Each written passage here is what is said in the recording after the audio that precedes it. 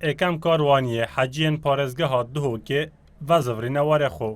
کوپک هات بونج 410 حاجیان و لفروک خانه هولیریان نیو دولتی هاتم پیشوازی کرن و پیفدار اوقاف دهو که جی خویاد که جبر کریزین آکنجی بونه حاجین هرم گلی و گازنده هبون. برنگکی باش حجات انجام دان لیوک و پروسه برمت سرکفتی بی درستای سرکفتی نبی چونکو ما الجی آکن جیبینه گلی حجیا گلی هبین پراستی او گلی جی کارگیریا وکو خدمت کردن اوت کارگیری راد بین رنگ آسانی یک بو حجیا پیدا کرد لی گلی هبین الجی آکن جیبینه و هیوید کن سال بیت او گلی نبنو وکی دی برنگک باش حجات انجام دان سپاس بو خود حجین مهمی بسلامتن. لحاجة إيصال يا بكارسات نبو وحاجة كي بريندار كل رويدان حرم ما كي بريندار بويا بفي رنگي بحث رويدان دكا ام سها حرم دابوین پشتی نوجا ایواری نزدیکی مغرب مخول هیویا نوجا مغرب لگرد پاشی باران که گلک قوی کرد و هروبا هات وقتی هروبا هاتی ما ام جت رسیان او برج گلت هجیا وقتی هجیای مدی تمایت تخاره بریسیه لدا هاتف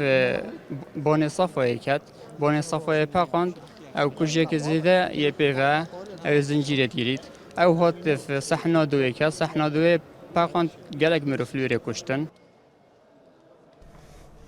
وحاجة يك جيد بيجيد صار ري چندين كارسات و كريزان لي حج جهة كي دلخوش و تجي حجي كرنو فيانا وبتايبت ده حرم ما كي هيدا هر بسرمانه که بیشم امیدویه بچتا حجنا رکنه کش رکنت اسلامی خوش بی راستی خوش بی بس او کاریسات چه بین چکی ام پی عوجز بینم ترسون و عیالی ما ترسون المالی هکر اب خود گله خوشت بچی مالا خود وقتی تو چیش دیر و برید بینی انسان بدلت